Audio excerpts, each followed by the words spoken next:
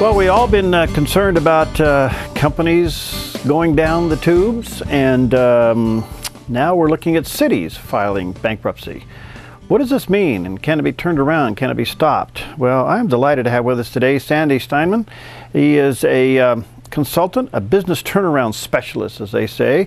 He's the CEO of Profitability Partners Incorporated, a consulting firm specializing in turning around small businesses, and has resulted in additions to tens of millions of dollars of profits to his clients and companies by working with them. And Sandy, nice to have you with us today. Thank you, Penny. It's great to be with you. Thank you.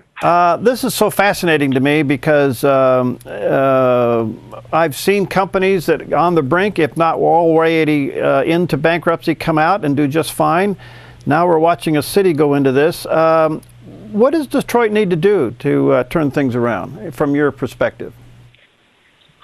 Well, they've got to behave like a business, first of all, and they've got to really take stock of where they are. One of the first things that I do, Perry, when I go into a company, is I do what's called a physical exam, just like when you go to a doctor. And you kind of try to peel back all the layers that's there and see really what it is that's ailing them. So, let's look at Detroit for just a minute, because there's a lot of illness there. Detroit at one time had 1.8 million people in its city. Right. Today they're struggling to hold on to 700,000. Whoa. That's a huge drop. Now, here's the problem. They're operating like they still had 1.8 million. Right. Their population has dropped 25% in the last 10 years. Wow. So that's a problem. Michigan as a whole lost 48% of its manufacturing jobs. Obviously, that affects Detroit. Here's a worrisome part that you discover in the physical exam. Detroit has been paying its payroll. They have 10,000 people on their payroll. And we'll talk about that in a minute. But they have 10,000 people on their payroll. They've been paying it with bonds for the last couple of years. Wow. That are backed by the state of Michigan. Whoa. Guess what happens? Yeah. Where's that domino going to fall? It's going to fall right back to the state of Michigan. That's going to be a problem. Because they're not going to pay their bondholders. Right. That's what's going to happen. The 10,000 people is an amazing number.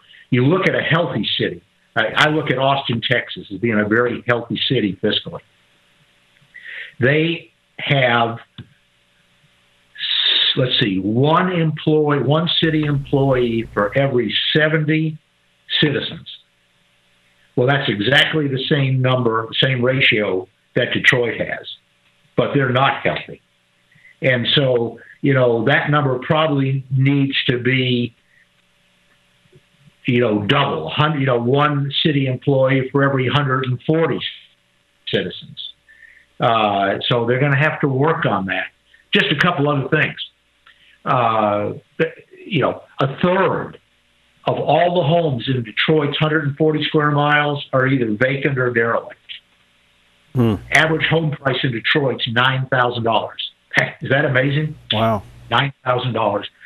18% unemployment. 60% of all Detroit's children live in poverty. 50% of the population is functionally illiterate. This is a very sick city, and through it all, Detroit's leaders have been operating on a business as usual basis. All right. Now, you see this paralysis, if not disease, so to speak, in other cities, and if not nationally. We just don't run these governments like we run companies. Well, we don't. And you know what? I just think so much of the problem comes from having people at the head of, whether it's cities or states or our federal government, folks who are used to signing the back of the paycheck instead of the front of the paycheck. Yeah. Somewhere there needs to be some resident adults, so that when there's problems, we don't just kick the problem down the road. We deal with it. And I'd like to tell you, Perry, that it's rocket science, so I could really be smart, but it's really not. How many small businesses fail? I mean, and is there a common thread in their failure? Oh, yeah. 600,000 small businesses fail every year. That's 3 million employees. Wow. At any one time, there's about 2.5 million businesses that are in some level of trouble, ranging from the very beginning where cash has just gone negative, but you know what? They're just going to mortgage their home to fund it for right now, to, oh my God, I'm going to go out of business because I can't borrow another penny and we don't have any money left. But 600,000 of them fail every year. And the things that, to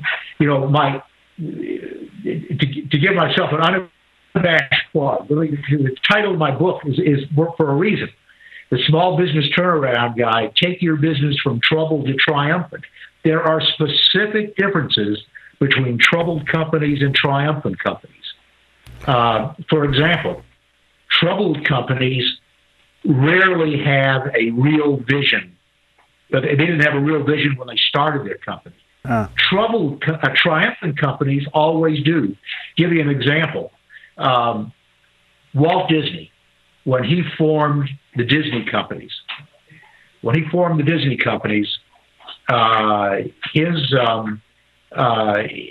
said that his vision was we're in the happiness business.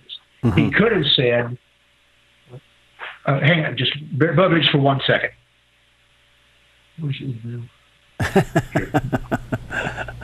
Sorry about that. Okay. 1 second, I'm going to tell you.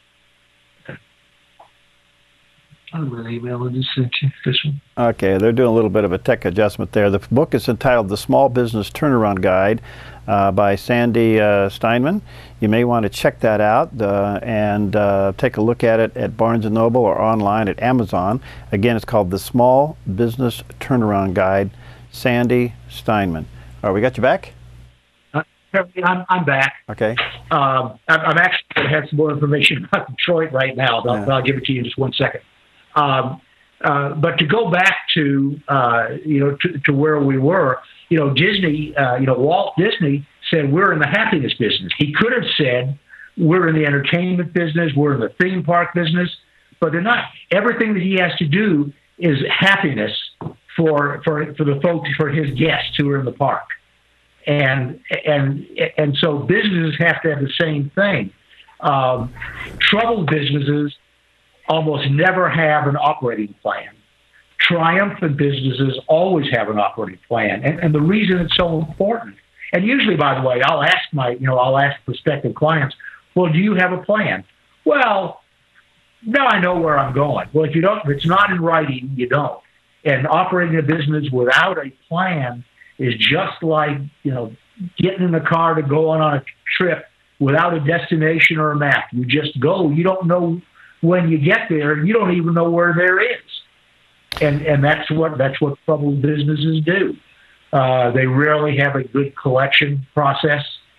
They rarely have good communication within the company.